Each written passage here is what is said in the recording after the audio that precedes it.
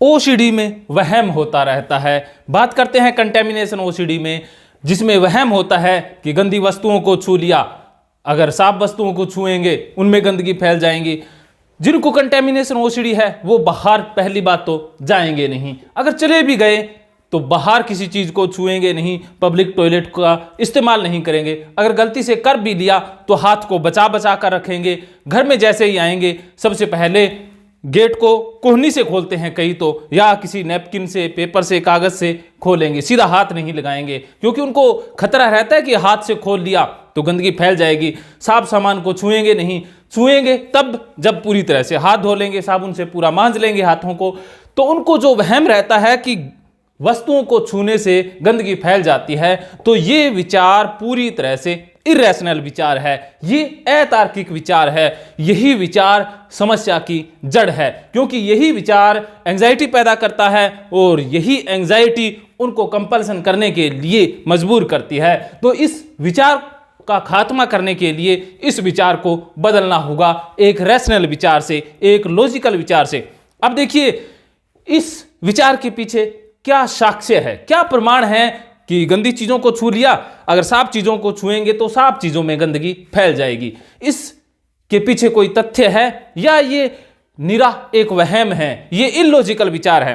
अगर ये लॉजिकल विचार आपको लगता है, क्योंकि ओसीडी में इलॉजिकल विचार भी लॉजिकल लगने लग जाते हैं, अगर ये विचार लॉजिकल है गंदगी वाला, तो दूसरा विचार भी लॉजिकल होगा। वो कौन सा है? वो यह है कि आप सुनार की दुकान पर जाते हैं, सोने को हाथ लगाते हैं।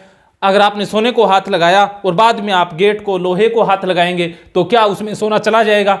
आप कहोगे जोधप्रिय जी क्या बात कर रहे हो, ऐसा तो होता ही नहीं है। अगर आपके हिसाब से गंदी चीजों को छूने के बाद साफ चीजों को छूते हैं तो साफ चीजें गंदी हो जाती है, आप ऐसा मानते हैं, तो आप ऐसा मान लीजिए कि सोने को छूने के बाद लोहे को छुएंगे तो लोहा सोना बन जाएगा। आप इस बात को एक्सेप्ट नहीं करेंगे, लेकिन इस बात को आप कैसे एक्सेप्ट कर सकते हैं कि गंदी वस्तुओं को छुआ और साफ वस्तुओं को छुएंगे तो गंदी हो जाएगी? अब देखिए दोनों विचार एक जैसे ही हैं। अगर आपका गंदगी वाला विचार सत्य है तो ये सोने को छूने के बाद लोहे को सोना बन जाने वाला विचार भी सत्य होना चाहिए।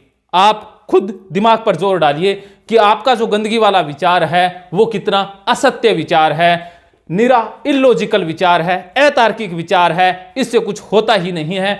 तो इस तरह से अपने विचारों को लॉजिक के साथ जोड़िए, इलॉजिकल तरीके से विचारों की इंटरप्रिटेशन ना करें, क्योंकि आप इलॉजिकली इंटरप्रिटेशन कर रहे हैं, उसकी वजह से जो इमोशन एंजाइटी पैदा हो रही है वही कंपल्सन करने के लिए मजबूर कर रही है। तो कंपल्सन से छुटकारा पाने के लिए एंजाइटी से छुटकारा पाना होगा, और एंजाइटी से छुटकारा पाने के लिए विचारों को लॉजिकल करना होगा, क्योंकि इलॉजिकल विचार ही वहम को बढ़ावा देते हैं। सीबीटी के बहुत सारे वीडियो हैं, आप देख करके विचारों को लॉजिकल बना सकते हैं, या मेरे बहुत सारे सीबीटी के वीडियो है, मैं आगे भी बनाऊंगा, उनको देख करके आप विचारों को लॉजिकल बनाना सीख सकते हैं।